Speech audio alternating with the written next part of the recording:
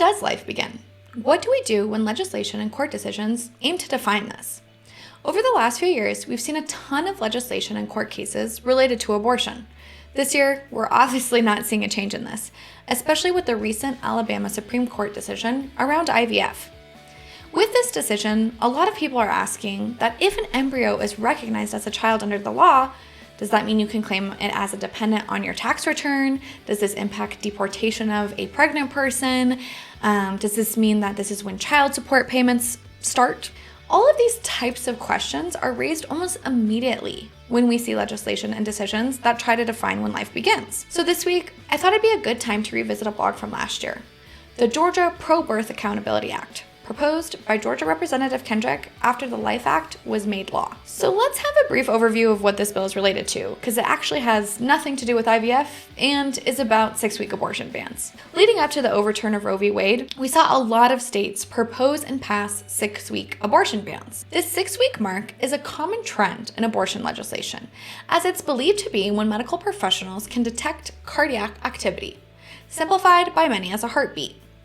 Many doctors say that what is defined as this activity is usually just sporadic electrical impulses that then after more time coordinate into rhythmic pulses that we can recognize as a heartbeat. Another issue people have with 6-week bans is how this time period is calculated. Because of the way that pregnancy is measured, people are pre-pregnant for 2 weeks every month until their egg is either fertilized or they have a period. So in reality, these bans give pregnant people just 1 or 2 weeks to realistically find out if they're pregnant and make a decision. Years ago, we took a closer look at abortion trigger laws, which were these 6-week bans that were put on the book but weren't enforceable because Roe v. Wade was the law of the land.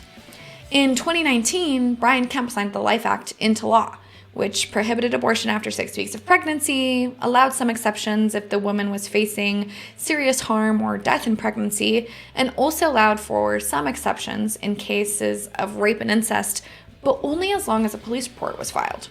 The Living Infants Fairness and Equality Act also expanded the definition of what a natural person was within the state to include an unborn child with a detectable human heartbeat. Like we said, this bill didn't immediately go into effect because Roe was still the law of the land.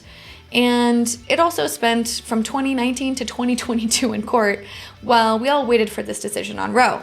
When Roe was overturned, the Life Act went into effect, but it went right back to court. On November 15th, 2022, the Superior Court of Fulton County found that the Life Act violated Georgia's constitutional right to liberty, privacy, and/or equal protection.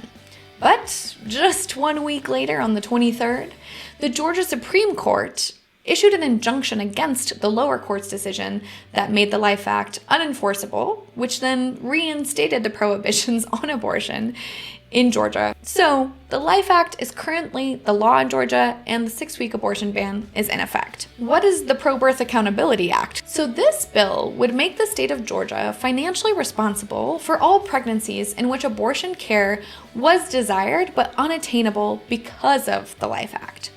The bill states to obtain compensation from the state, a woman shall file an affidavit with the Department of Human Services, indicating, but for the law prohibiting an abortion upon a detectable heartbeat of an embryo or fetus, she would have chosen to terminate the pregnancy and not given birth.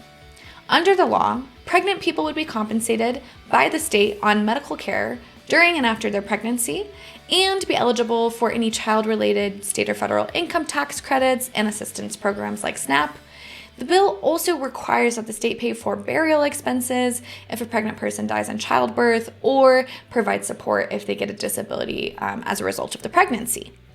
The bill also outlines postpartum expenses to be covered by the state, including health, dental, and vision care until the child's 18. And finally, the state would have to create a savings trust to support qualified higher education. South Carolina introduced a similar bill in 2023 and this year, but unlike the Georgia bill, it requires a lawsuit to be filed for someone to receive compensation. Although the bill didn't receive a hearing in the Republican-controlled State House and Senate, Kendrick said this is an incredibly serious bill. She's quoted saying, "This is an actual bill, a serious bill. I don't understand why every conservative hasn't ran to sign it.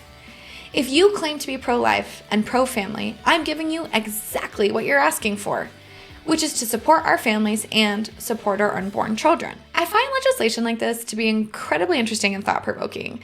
There definitely needs to be conversation around what support needs to be put in place for people who are forced to give birth or for people who are having how they give birth really influenced by the government. This conversation about what implications the Alabama IVF decision has on this show that these questions aren't just around abortion bans.